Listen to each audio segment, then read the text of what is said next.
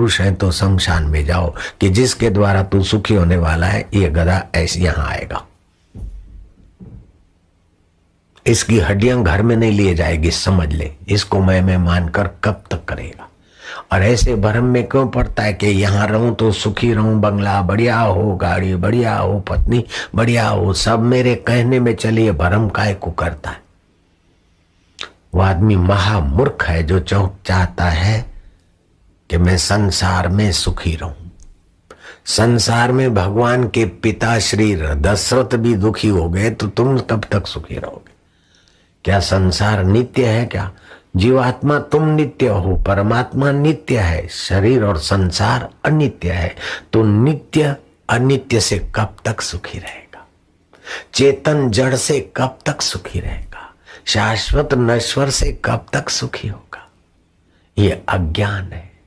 भगवान कहते अज्ञान न आवृतम ज्ञानम, अज्ञान से उनका ज्ञान ढक गया, ऐसे लोग मोहित होते हैं।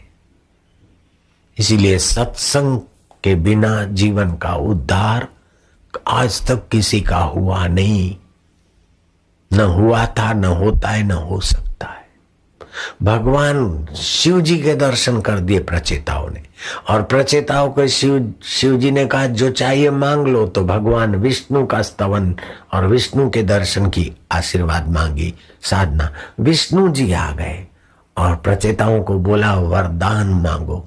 बोले महाराज अपनी इच्छा वासना के अनुसार कुछ भी मिलता है तो बंधन में पड़ते, अब जिसमें हमारा कल्याण हो आप वही करिए।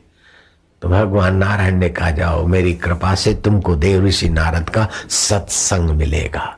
जो दो भगवानों के दर्शन के बाद सत्संग का आशीर्वाद मिला, वो सत्संग आपको आज सहज में मिलता है। आप कितने भाग्यशाली हैं।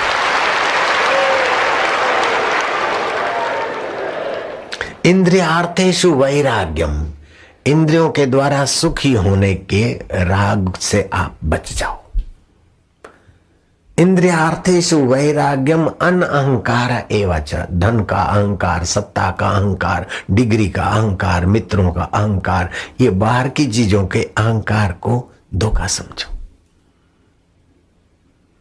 मैं फलानी डिग्री वाला हूं, ये छोड़ दो भैया। ये बुद्धि में संस्कार पड़े, मरने वाले शरीर की डिग्रियां हैं, तेरी डिग्री कुछ और है भैया। तो अनहंकार एवच, जन्म मृत्यु जरा व्याधि, जन्म में कितना दुख भोगना पड़ा जिसको मैं मानते, तो ऐसा दुख चाहिए क्या? जन्म के दुख को याद करो, बुढ़ापे के दुख को याद करो, बीमारी के दुख को याद